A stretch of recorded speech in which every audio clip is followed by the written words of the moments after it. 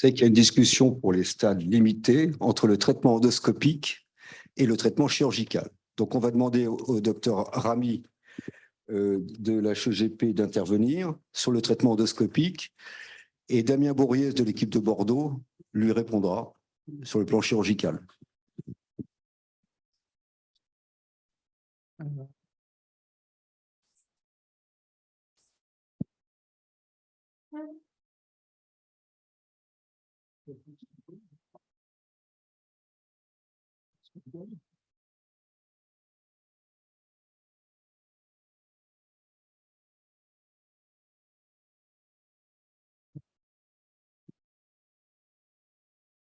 Alors, chacun va plaider pour son appareil, son outil. Et je suis obligé de changer mon logiciel, c'est 45 minutes. C'est plus 15 minutes comme ce matin. Il y aura une discussion après. Il y aura une discussion.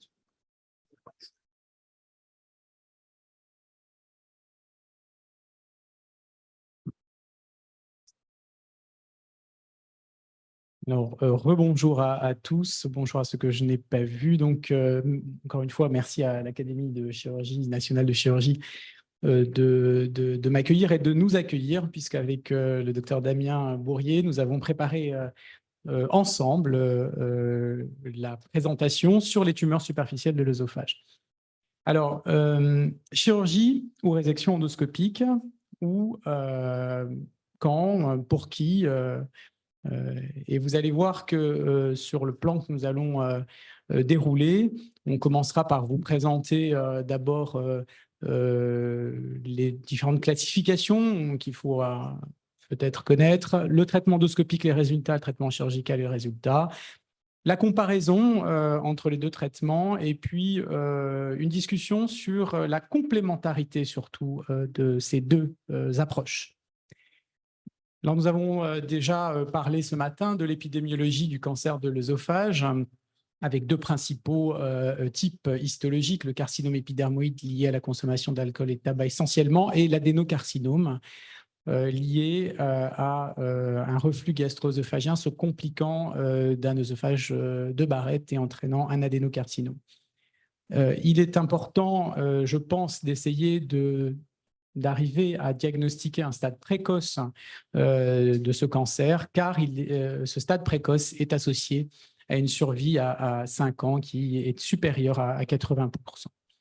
Actuellement, le risque de métastase à distance est estimé à partir du risque d'envahissement ganglionnaire sur la pièce opératoire. Donc, vous voyez bien qu'ici, on parle de risque et de chiffres, et on va, j'espère, essayer de façon assez synthétique vous dire quels sont ces différents risques que l'on doit évaluer pour savoir si, par exemple, un traitement endoscopique est suffisant ou s'il n'est pas indiqué tout simplement pour la partie endoscopique. Ce risque d'envahissement ganglionnaire est associé à des facteurs pronostiques, et il s'agit là de facteurs histopronostiques qui sont la profondeur de l'infiltration pariétale. Est-ce que la lésion atteint la muqueuse profonde, la sous-muqueuse superficielle, la sous-muqueuse profonde ou la musculeuse? On va donc passer d'un stade qui est dit T1, on le reverra après, un stade T2. Le grade de différenciation tumorale, on a parlé ce matin de l'analyse histologique, de l'aspect des cellules, de leur cohésion, de la différenciation, de l'aspect diffus ou pas de ces cellules cancéreuses. Et puis les emboles lymphovasculaires, veineux ou lymphatiques sont un autre critère qu'il va falloir prendre en compte et qui va nous permettre de prédire ou pas ce fameux risque. Encore une fois, c'est un risque d'envahissement ganglionnaire. On n'est peut-être pas si bon que ça pour prédire ce risque-là. On va en discuter tout à l'heure. Alors, on rappelle un petit peu les différentes couches de la paroi. M1, M2, M3 sont les 3 couches de la muqueuse de la paroi de l'œsophage. Lorsque l'on a une atteinte par le cancer de cette partie de la paroi œsophagienne, on dit qu'il s'agit d'un stade T1, donc le cancer est T1A.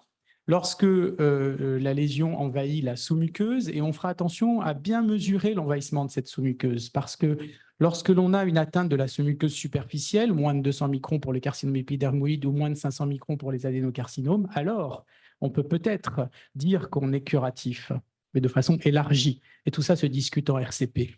En revanche, lorsqu'on a une atteinte de la partie profonde de la sous-muqueuse, dans ce cas-là, on n'est pas curatif. On va revoir un petit peu tous ces points sur ce tableau. Et vous voyez que les chiffres qui sont dans les différentes cases sont des chiffres théoriques issus de différentes séries, notamment les séries chirurgicales, qui vont évaluer ce risque d'atteinte ganglionnaire. Tout ce qui est en vert est très rassurant. Lorsque l'on fait une résection endoscopique et qu'on est dans ces cases vertes, on a un risque d'envahissement ganglionnaire qui peut être négligé. On dit donc qu'on a fait une résection curative. Il est de moins de 5%. Vous savez que le carcinome épidermoïde est plus lymphophile que l'adénocarcinome. Donc, lorsque le cancer atteint la partie superficielle de la muqueuse M1, M2, on est dans tous les cas curatif en termes de résection endoscopique.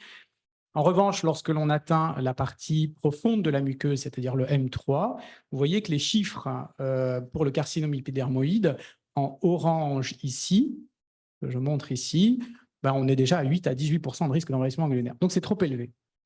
Donc, on n'est pas purement curatif. Mais si on a un cancer bien différencié, sans embole lymphovasculaire, avec des marges saines, ce risque, finalement, reste quand même moins de 5% dans la littérature et on dit qu'on peut élargir le caractère curatif de la résection et c'est à discuter en RCP en fonction du terrain, des comorbidités, etc. pour un traitement complémentaire.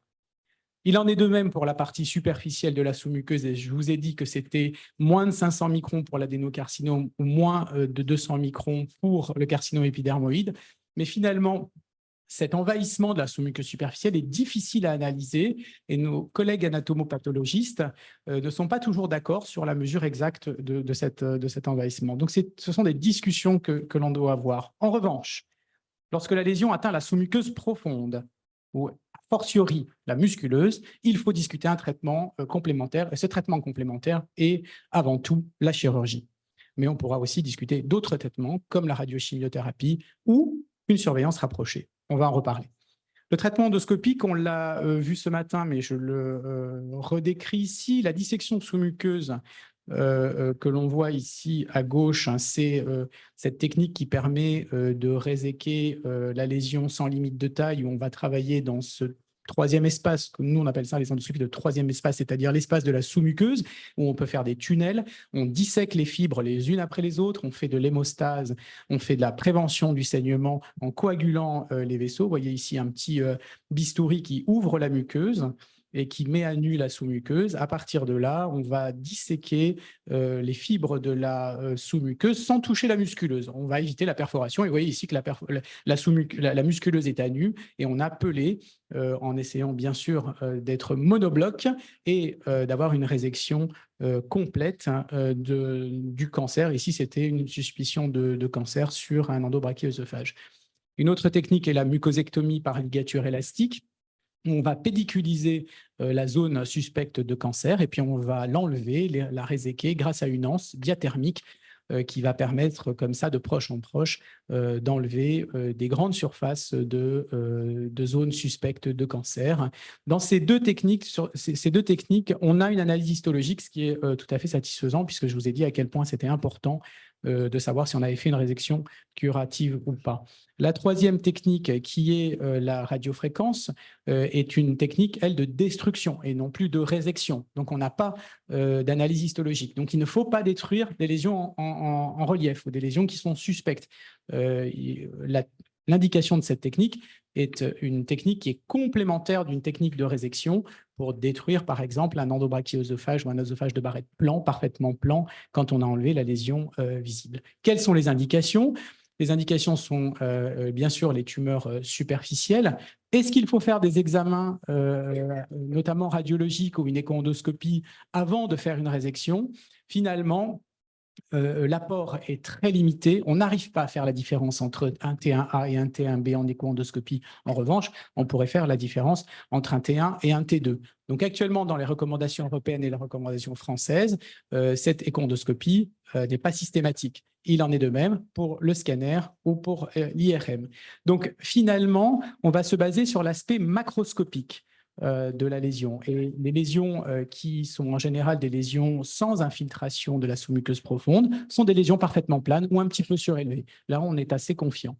Ce qu'il faut comprendre, c'est que finalement, comme on n'est pas si bon que ça pour prédire l'infiltration en profondeur, on va faire une résection dite diagnostique. C'est-à-dire qu'on va faire une résection de la zone suspecte et c'est finalement l'analyse histologique qui va nous dire si on est curatif ou si on n'est pas curatif. Alors, la dissection versus la mucosectomie, nous avions fait une étude multicentrique avec Arthur Berger, docteur Arthur Berger à Bordeaux sur le carcinome épidermique de l'œsophage. Clairement, la dissection sous muqueuse est la technique qu'il faut privilégier. Elle permet de faire des résections de plus grande surface avec une analyse histologique optimale vous voyez un taux de récidive à distance qui est plus élevé lorsque l'on fait une mucosectomie qu'une dissection. Et ce qui était intéressant, c'est que les facteurs prédictifs de récidive étaient l'infiltration en profondeur, une lésion qui envahissait la muqueuse profonde ou la sous-muqueuse. Et ce qui était intéressant dans cette étude, c'est que les patients qui avaient une radiochimiothérapie complémentaire avaient une meilleure survie que les patients qui avaient juste une surveillance et même une surveillance rapprochée. Donc, il y a peut-être la place pour des traitements complémentaires qui préservent l'organe. Les résultats de la dissection sous-muqueuse, en général, les résultats sont plutôt bons avec des taux de complications qui sont assez faibles. Hémorragie, perforation, vous voyez, moins de 2%, moins de 3% pour les hémorragies, 5% à peu près pour les perforations, mais actuellement, vous voyez, pour l'adénocarcinome, 1,5% dans cette méta-analyse récente. Et le taux de sténose qui est environ de 11%. Et lorsqu'il arrive, lorsque cette sténose survient, on peut discuter une dilatation au ballonnet hydrostatique. Je vais maintenant laisser la parole au docteur Damien Bourrier pour le traitement chirurgical et on reviendra ensuite pour la discussion.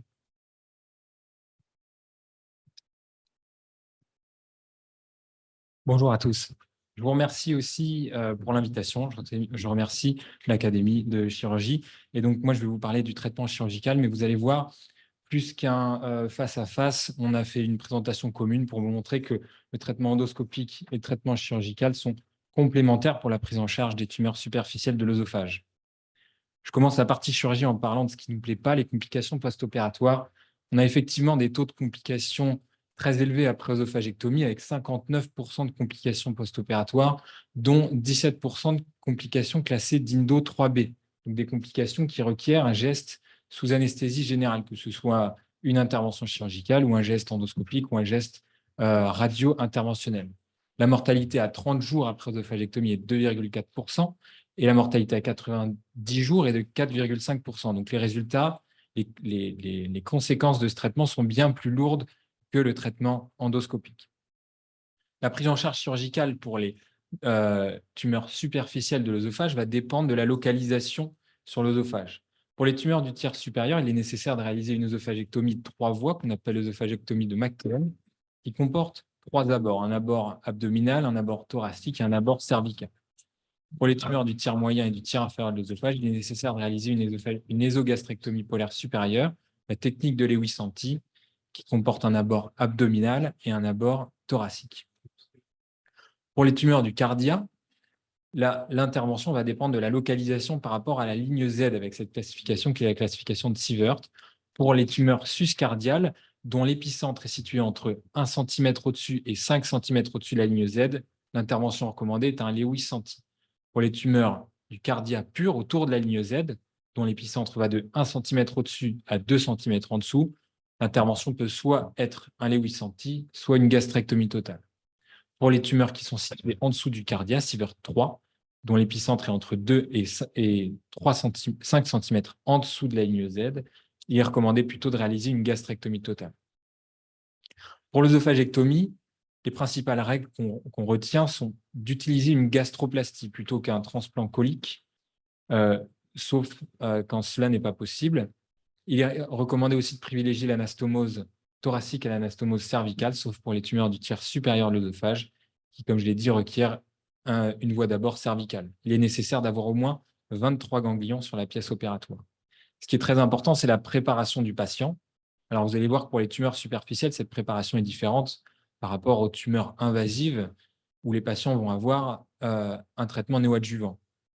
La préparation, elle est multimodale, comme vous le voyez, principalement une préparation psychologique. Il faut que le patient comprenne que l'intervention est lourde et qu'il comprenne les risques de complications, qu'il est comme un coaching pour arriver bien préparé psychologiquement à cette intervention. La préparation physique aussi comportera de l'activité physique, au moins 1 heure par jour, et de la préparation respiratoire avec de la kinésithérapie respiratoire pour augmenter les capacités ventilatoires et diminuer les complications respiratoires. Il est aussi important d'avoir une préparation nutritionnelle, que le patient soit dans un bon état de nutrition. Mais pour le cas particulier des tumeurs superficielles de l'œsophage, les patients n'ont pas de traitement néoadjuvant et le délai est assez court entre le geste d'endoscopie qui n'est considéré comme non curatif et l'intervention.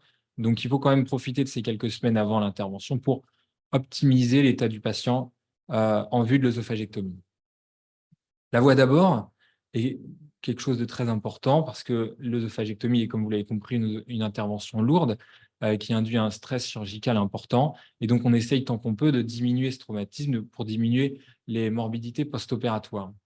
En France, il a été réalisé un essai contrôlé randomisé en 2019 par le professeur Mariette qui a mis en évidence que la voie hybride, donc avec une laparoscopie et une thoracotomie, diminuait fortement les complications post-opératoires, notamment les complications respiratoires, par rapport…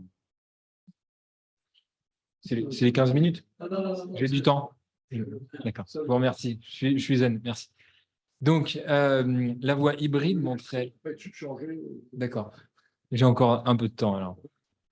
La voie hybride montrait donc une diminution des complications, et notamment des complications respiratoires, par rapport à la voie tout ouverte, laparotomie, thoracotomie. Aussi, nos collègues des Pays-Bas ont réalisé un essai qui comparait la voie totalement mini-invasive, donc laparoscopie, thoracoscopie, par rapport à la voie totalement ouverte, et ont permis de mettre en évidence une diminution des complications, notamment respiratoires. Quid de la comparaison entre la voie totalement mini-invasive et la voie hybride? Je laisserai mes collègues en parler tout à l'heure. Il va y avoir un essai qui va être mené en France actuellement par le docteur Voron. La survie après œsophagectomie, quand on regarde tous les patients, la survie globale à 5 ans, elle est autour de 30%. Donc, elle est assez faible après une œsophagectomie R0. Par contre, pour les tumeurs superficielles qui nous intéressent lors de ce topo, on voit que la survie est bien meilleure. Les tumeurs in situ ont un taux de survie de 83% à 5 ans et les tumeurs T1, 67%. Donc, comment comparer ces deux traitements, chirurgie ou endoscopie pour les tumeurs superficielles de l'œsophage? Je vais tout de suite vous dire qu'il n'y a pas eu d'essai contrôlé, randomisé comparant ces techniques. Et aujourd'hui, on comprend que ça ne sera pas réalisable. On a ici mis en évidence une étude qui compare effectivement le traitement endoscopique à la résection chirurgicale, mais à partir d'une cohorte. Il y avait 114 patients, c'est une cohorte allemande, 114 patients avec un adénocarcinome sur œsophage de Barrett qui ont été suivis pendant 4 ans. 34 ont eu une œsophagectomie, 76 ont eu une mucosectomie. Ces patients ont été matchés. Il a été mis en évidence sans surprise moins de complications post-opératoires après endoscopie, 0 versus 32%, une mortalité à 90 jours inférieure dans le groupe endoscopie. Par contre, plus de récidives. Quand on regarde la survie globale, elle était comparable dans ces deux groupes. Mais il s'agit d'une cohorte avec des patients qui ont été matchés. Ici, une méta-analyse réalisée par une équipe chinoise qui comportait 7 études, donc ça fait un total de 870 patients. Certains ont été traités par endoscopie, d'autres par œsophagectomie. Il n'a pas été mis en évidence de différences significatives en termes de taux de rémission néoplasique, en termes de taux de survie globale à 1 an, 3 ans et 5 ans. Et l'endoscopie était associée par contre à un taux plus élevé de récidive néoplasique. On récidive plus quand on a eu un traitement local qu'une œsophagectomie, ce n'est pas surprenant. Mais toutes ces récidives ont été traitées par voie endoscopique. Et bien évidemment, moins de complications sévères dans le groupe endoscopie.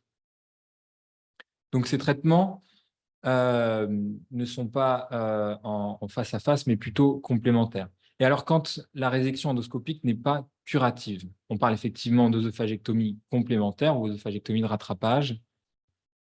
Aujourd'hui, ce qui est recommandé, c'est effectivement la réalisation d'une œsophagectomie avec un curage ganglionnaire. Mais on adaptera en RCP, en fonction de la décision collective, mais aussi en fonction du profil du patient, à d'autres traitements potentiels, notamment la radiochimiothérapie ou la surveillance active. Donc, ici, c'est une étude qui est réalisée au CHU de Bordeaux, qui est en cours de publication. Elle est réalisée par mon confrère, le docteur Texera. C'est une étude rétrospective sur une base européenne.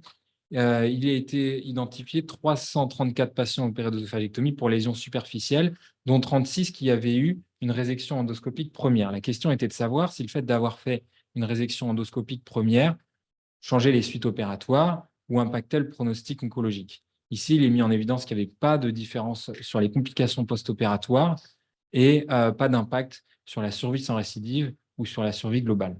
Donc, ça ne change pas d'avoir fait un traitement endoscopique avant l'œsophagectomie.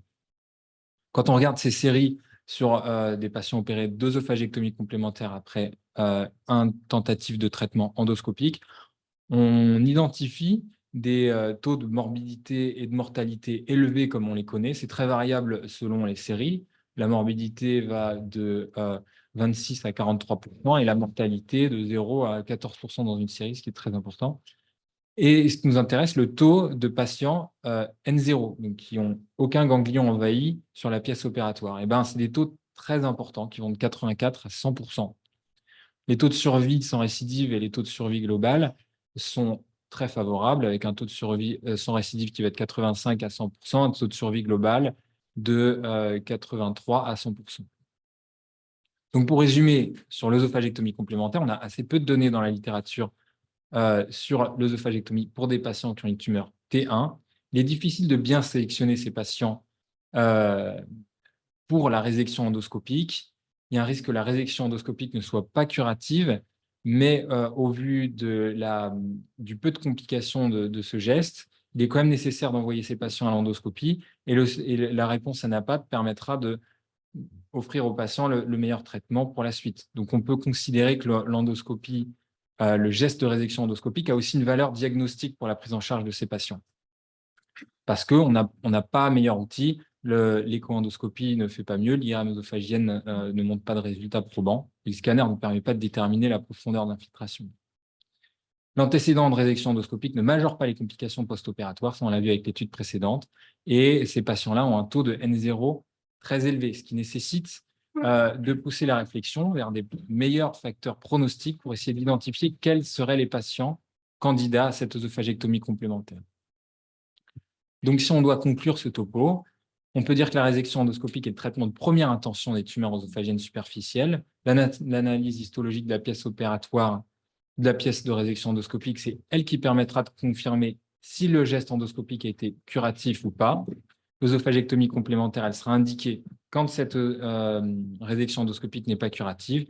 Les options que nous avons pour préserver l'organe, mon collègue le professeur Piessen en parlera après, c'est la radiochimiothérapie, l'immunothérapie, la surveillance rapprochée. Donc, ce petit schéma pour résumer, résection endoscopique, une tumeur classée T1A, donc qui envahit que la muqueuse avec des bons critères pronostiques, surveillance. Une tumeur qui est borderline, donc qui envahit la couche superficielle de la sous-muqueuse, c'est différent pour l'épidermoïde et l'adénocarcinome. Traitement complémentaire à discuter en fonction des facteurs de risque d'envahissement ganglionnaire. Les marges, le caractère différencié ou non, la présence d'emboles.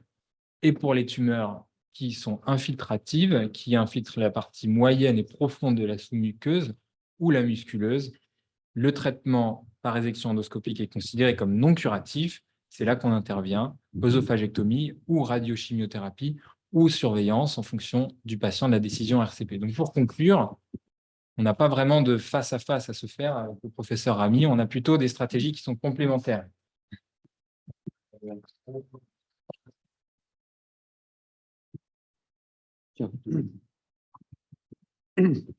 Merci, on a bien compris la complémentarité des deux abords. Il y a quand même une réalité, un chiffre que tu as cité, Damien, c'est 85% de N0 sur les œsophagectomies de rattrapage. C'est-à-dire qu'il y a quand même 15% de N+. Or, c'est N+, si la dissection sous-muqueuse avait été suffisante, on aurait laissé passer ces N+. On aurait passé ces ganglions. Donc, est-ce qu'il ne faut pas rajouter systématiquement après une dissection sous-muqueuse apparemment suffisante, est-ce qu'il ne faut pas rajouter un traitement local régional type radiothérapie pour pouvoir régler le problème de ces 15% d'envahissement ganglionnaire méconnus par le bilan préthérapeutique? Et puis la deuxième question qui est un peu plus d'ordre éthique, c'est les patients qui sont T1A ou T1B, ils sont à coup sûr guéris par la chirurgie auprès d'une mortalité qui, comme tu l'as dit, ne supporte pas la comparaison avec l'endoscopie. Mais ces patients peuvent être guéris éventuellement et on leur propose en face une solution endoscopie qui comporte quelques aléas. Alors comment s'en sortir? Juste pour que ce soit juste une précision, l'œsophagectomie complémentaire avec les 15% de N positifs et les 80% de N négatifs, c'était des patients à haut risque, donc ils n'étaient pas considérés comme curatifs par l'endoscopie. Attention. Oui, donc c'est ça que je voulais dire. Les 85%, c'était les patients qui avaient une tumeur déjà au risque. On a fait l'œsophagectomie parce qu'on pensait qu'il pourrait y avoir des ganglions, mais 85%, c'était les séries où il y avait le moins, où il y avait le plus de N+, en fait. Donc, on se retrouve dans cette situation où finalement, je pense que c'est l'état général du patient qui va driver la suite du traitement. Un patient qui pourra supporter une œsophagectomie, eh ben, le bénéfice oncologique est bien supérieur au risque opératoire, donc il faut compléter le traitement par l'œsophagectomie. Et quelqu'un qui n'est pas en état général de supporter une œsophagectomie, on a la réponse à notre question, et ça sera un traitement par radiochimiothérapie. Professeur Joannet. Non, moi, je poursuis un peu la réflexion de Nicolas, c'est-à-dire que le traitement curatif endoscopique, qui est très suffisant, mais comporte quand même finalement une part d'incertitude. Et donc, est-ce que finalement le choix dans ces cas-là n'est pas laissé entre la chirurgie chez les patients qui sont candidats ou un traitement complémentaire de radiochimiothérapie pour lever ce doute de 15%? Ben, c'est là où, en fait, on voit un troisième apport, je trouve, au traitement endoscopique. C'est qu'avec un taux de complication assez faible, on arrive à avoir un staging, une identification plus précise de la tumeur et donc pouvoir déterminer quels sont les patients à haut risque d'envahissement ganglionnaire ou pas. Alors, pour l'instant, on a le degré de différenciation, la profondeur d'infiltration, mais on n'a pas encore parlé des marqueurs, des biomarqueurs ou d'autres outils qui, à l'avenir, nous permettront de faire une médecine personnalisée. Donc, l'endoscopie reste importante aussi pour son caractère diagnostique et permettre de savoir le patient qu'on a en face de nous, est-ce que c'est un malade qui est une tumeur superficielle totalement bénigne, enfin presque bénigne, ou alors est-ce que c'est quelqu'un qui a déjà une maladie avancée et qui nécessitera l'œsophagectomie? Mais se lancer d'emblée sur une œsophagectomie chez ces patients-là me paraît un peu lourd. Professeur Pietson. Moi, je trouve qu'en effet, les progrès de l'endoscopie amènent de plus en plus à des résections endoscopiques qui sont à la fois diagnostiques et thérapeutiques dans certains cas, mais amènent aussi à des discussions en RCP qui sont difficiles parce que je me souviens quand j'étais interne, globalement, les petits T1 qu'on ne pouvait pas trop réséquer, hop, on les opérait, puis c'était réglé. Puis maintenant, en fait, ils sont réséqués et on se retrouve en RCP à dire, ah bah, je lis le TNCD, ah bah, il est SM2, bon, bah voilà, hop, chirurgie. Puis après, quand on est devant le malade, bah, il faut expliquer, en effet, qu'on va lui faire prendre quand même des risques de complications, des risques de décès post-opératoire, pour parfois des risques ganglionnaires qui sont aussi élevés que le risque de décès. Et donc ça, c'est des décisions qui sont vraiment, je trouve, difficiles à prendre. Alors, on est toujours content d'avoir la radiochimio, en effet, comme voie de sauvetage, mais parfois, il n'y a plus de radiothérapeutes là, mais parfois, les radiothérapeutes ne sont pas très chauds non plus. Ils disent, ah ben non, mais il y a une pneumopathie, je ne sais pas quoi, pneumopathie fibrosante, la radiothérapie, ce n'est pas non plus anodin. Rien n'est anodin, hein, finalement. Parce que quand on va faire une radiochimio pour un risque ganglionnaire de 5 à 15%, il y a quand même les séquelles aussi de l'irradiation et potentiellement de la chimiothérapie qu'il faut...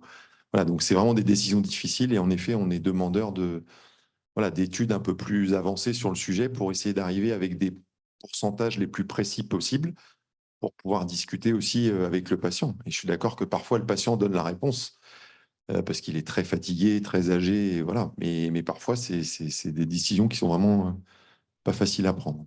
Alors, c'est exactement ça qu'on voulait mettre en avant, c'est que finalement, il faudra choisir un curseur, alors sur un chiffre peut-être, mais c'est difficile, parce qu'il faut reprendre les séries, on n'a pas de données, on n'a pas arrêté de dire qu'on n'avait pas beaucoup de données. Ce curseur entre le risque ganglionnaire que l'on va prédire et le risque d'évolution négative finalement par une évolution leuco-bêta-statique, par exemple. Donc, et les complications de la chirurgie. Où est-ce qu'on met le curseur? C'est vrai que quelquefois, alors c'est des discussions de RCP pour les on va dire, les cases oranges qu'on avait dans le tableau. Hein. Ouais. C'est curatif élargi, quoi. Élargi à quoi, comment et finalement, quelquefois, là où je suis tout à fait d'accord, c'est que c'est le patient qui va répondre, le terrain. Patiente de 80 ans avec de nombreuses comorbidités, par exemple, le choix du patient. Donc ça répond. Les traitements complémentaires, peut-être que dans le futur, on a parlé un petit peu d'immunothérapie, je ne sais pas si on va en parler tout à l'heure, mais est-ce qu'il y a d'autres traitements dans le futur complémentaires qui vont permettre de faire de l'adjuvant, entre guillemets, à un traitement endoscopique mais actuellement, je suis d'accord que les discussions sont plutôt compliquées. Après, la troisième voie d'abord, et qui est développée par les Hollandais, notamment Rose Pool, c'est de dire c'est des malades à risque. On ne va pas faire de chirurgie, on ne va pas faire de radiochimio, on va les surveiller de façon extrêmement rapprochée. Et si jamais il y a quelque chose qui vient, à ce moment-là, on ira agir soit avec de la radiochimio, soit avec une chirurgie sur l'organe et les ganglions, soit parfois même une chirurgie uniquement sur les ganglions. Voilà. Donc ça, c'est des choses… Alors, il y a une publication récente dans Gastroentérologie qui montre que cette stratégie marche bien avec une surveillance armée, Voilà. dans le sens où ils ont des scanners, mais ça marche bien et ils attaquent tout de suite dès qu'ils ont une récidive. Voilà. Professeur Demestier. Je voulais dire, je ne suis pas radiothérapeute, mais je suis oncologue. Il n'y a pas beaucoup non plus de résultats, des résultats de radiochimiothérapie dans cette situation de N+.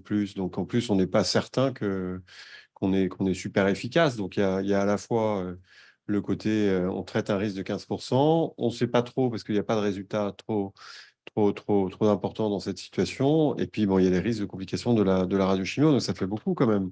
En effet, quand on est sûr qu'il y a quelque chose, on comprend qu'on a envie d'y aller avec une radiochimio, mais quand on traite un risque de 15% sans preuve vraiment qu'on est très efficace avec les risques de séquelles et trucs, on comprend que les radiothérapeutes ne soient pas très chauds pour y aller. Je sais pas ce que tu en penses. Vous en pensez? Est-ce que c'est pas le malade qui vous tire d'affaire? Parce qu'on voit bien que c'est très compliqué comme décision. Et donc, bon, alors quand il est fatigué, ça règle le problème, mais quand il n'est pas fatigué, est-ce qu'il a droit à la décision? Est-ce que c'est éthique? Enfin, qu'est-ce que vous en pensez?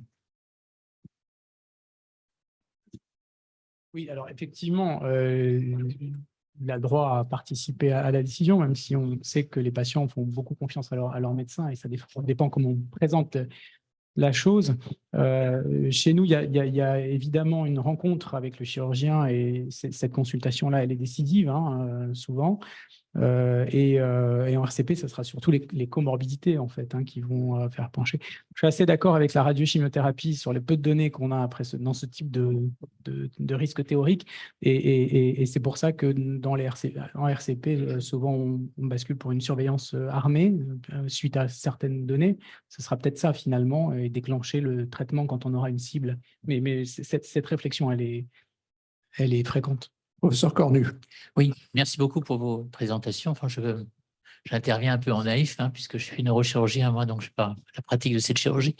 Mais si j'ai bien compris, quand vous faites une intervention chirurgicale sur l'œsophage, vous prélevez une vingtaine de ganglions.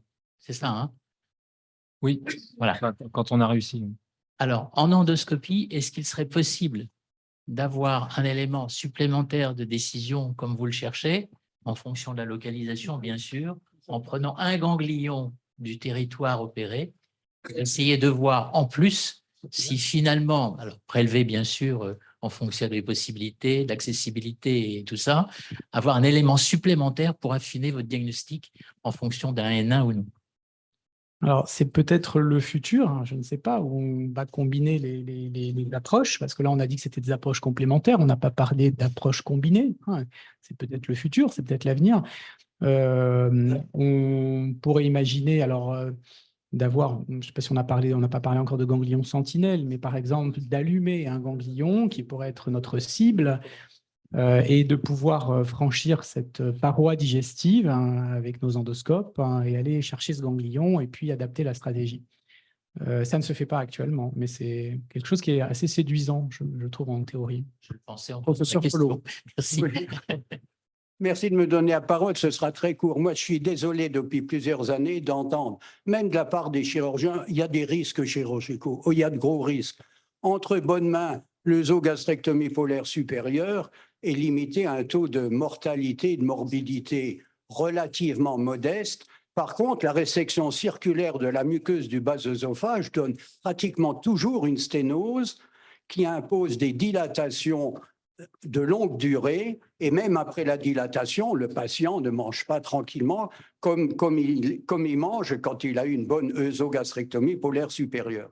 Je crois que c'est un des éléments, et depuis plusieurs années, aussi bien ici qu'à l'AFC, on est toujours à montrer les risques chirurgicaux. Les risques chirurgicaux, à la dernière séance de l'AFC, l'équipe de Strasbourg est venue avec ses endoscopistes pour les hémorragies aiguës sur ulcère duodénal, en nous prônant qu'il faut les clipper, et s'il y a une récidive, on embolise la gastroduodénale, ce qui donne une sténose du duodénum, alors que l'intervention à ciel ouvert pour un ulcère du duodénum, eh ben, on met un point en X là-dessus, puis on termine l'incision par une pyloroplastie et une vagotomie, et l'ulcère est guéri, et on a nettement moins d'ennuis qu'à vouloir absolument tout faire pour éviter une intervention chirurgicale. Voilà. C'est un coup de cœur, là. Faut arrêter de dire qu'en chirurgie, il y a que des complications. Il y a quand même Attendez, une question là-bas au fond. Ah, pardon. Mon cher Raymond, il y a quand même quelques... Juste pour il y a quand répondre même quelques une seconde à complications. Gabriel Ramy. La chirurgie, ça entraîne, la chirurgie entraîne quand même quelques risques. Et il y a quand même des gens qui meurent pour des complications. 2% de mortalité à un mois, hein, quand même, ce qui n'existe pas en endoscopie. Et en plus, sur la chirurgie, entraîne une altération quand même de la qualité de vie post-opératoire, parce que vivre sans œsophage avec un estomac dans le thorax, c'est possible, mais c'est quand même un petit peu moins facile qu'avec un œsophage natif. Donc, on comprend très bien le souci d'économiser, je termine, on comprend très bien le souci d'économiser la résection chirurgicale pour épargner le risque chirurgical et puis aussi préserver autant que possible la qualité de vie. Mais avec une sténose post-opératoire après résection circulaire de la muqueuse, c'est bien. Dans le micro. Oui, je sais pas. Bon, une Voilà. question. Voilà. Non, c'est une remarque par rapport à tout ce qu'on a dit. Il y a quand même de plus en plus la décision médicale partagée qui est importante. Donc, c'est vrai que nous, on essaye toujours, ce qu'on a dit un peu ce matin aussi, c'est d'arriver à un traitement curatif et être sûr que le patient n'a plus de tumeur. Mais il y a aussi tous les risques qu'on fait prendre. Il y a quand même des risques. Je partage l'avis du professeur Collet. Il y a des risques. La chirurgie œsogastrique, elle est à risque. Elle impacte la qualité de vie. Si on peut éviter et préserver l'organe, c'est important. Et la question, c'est quels sont les chiffres qu'on peut présenter aux patients pour qu'ils puissent aussi participer à la discussion. Parce que même parfois, le patient décide, c'est-à-dire que le patient en mauvais état général, on ne lui proposera pas la chirurgie, ça c'est clair. Mais il y a des patients qui sont en bon état général, qui ne sont pas prêts à prendre le risque des 2% de mortalité à J30, J90, et qui préfèrent prendre le risque d'avoir une adénopathie qui progresse avec un traitement de rattrapage par radiochimiothérapie ou chirurgie quand ça s'avère être une vraie progression. Donc, je pense que le patient a aussi de plus en plus une part dans la décision. Donc, pour la préservation d'organes, j'introduis mon topo de la fois d'après, mais quand on interroge les patients, ils sont prêts à diminuer leur risque leur taux de survie de 15% à 2 ans pour préserver leur qualité de vie, leur organe. Donc ça, c'est quand on interroge les patients, voilà, c'est ce qu'ils sont prêts à prendre comme risque pour... voilà, donc ce n'est pas quelque chose sur lequel on peut s'asseoir, je pense. Non, complètement. Je pense que c'est d'abord important de discuter avec les patients. Et je pense que c'est très important de considérer la qualité de vie des patients et comment dire, le traitement mini-invasif doit, à mon sens, en tout cas puisque notre présentation était destinée au cancer superficiel, doit être privilégié, je pense, en termes de qualité de vie, de morbimortalité, puisqu'on le veuille ou pas, les chiffres sont là. Vous avez évoqué plusieurs fois la dissection ou la résection circonférentielle. Il faut savoir que c'est très, très, très faible comme pourcentage. On a surtout des lésions dont la cicatrice ne va pas entraîner, peut-être que j'étais un peu alarmiste dans mes anciennes présentations. Vous voyez que moi aussi, je dis qu'on a des complications en endoscopie, donc je comprends tout à fait ce que vous dites. Mais je préfère préciser que ça, c'est vraiment un très petit pourcentage de patients pour les lésions circonférentielles. Et ça, c'est vrai que ça pose un problème. Donc, finalement, je pense qu'il faut privilégier le traitement mini-invasif, prendre en compte ce fameux risque théorique d'envahissement ganglionnaire. Et c'est toute la difficulté, puisqu'on se base sur des chiffres, sur des risques, sur des prédictions. Évidemment que le patient doit être interrogé et au milieu doit prendre parti dans la décision. Professeur Demestier. Vas-y. C'était ce que je voulais dire, c'est-à-dire qu'il faut que le patient soit parfaitement informé. D'abord, c'est médico-légal. Il faut qu'il ait conscience qu'il a quand même pour les T1A, il a 5% de risque de lésions secondaires, de risque de récidive quand même à 7%. Voilà, il faut qu'il soit parfaitement informé, c'est tout. C'est une décision collégiale. Hein. Professeur Joannette. Non, mais je crois qu'on n'a pas épuisé le sujet. Alors, je voudrais interroger, parce qu'il y a beaucoup de monde en visio. Et je ne sais pas, en visio, vous ne parlez pas. Est-ce que vous avez une question à poser? Docteur Mar? Non? Non. Bonjour à tous. Non, je n'ai aucune question à poser. Je comprends parfaitement les difficultés décisionnelles que chacun exprime avec beaucoup de nuances et beaucoup de clarté. Merci beaucoup de votre contribution. J'appelle donc la communication suivante du professeur Piessen sur quelle place pour la préservation d'organes, qui est vraiment dans la suite.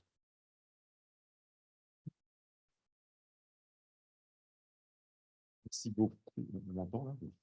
Merci beaucoup de l'invitation. Donc, du coup, c'est le temps officiel, c'est 30 minutes, c'est ça? Je ne sais plus. Là, moi, ils m'ont brisé. C'est 45 minutes par communication, discutant compris. Excellent. Voilà. Bien parler au micro, d'accord. Donc, j'ai préparé. Depuis ce matin, il y a eu une révolution. Oui. Vraiment, on peut le dire. Et donc, le temps a explosé. Voilà.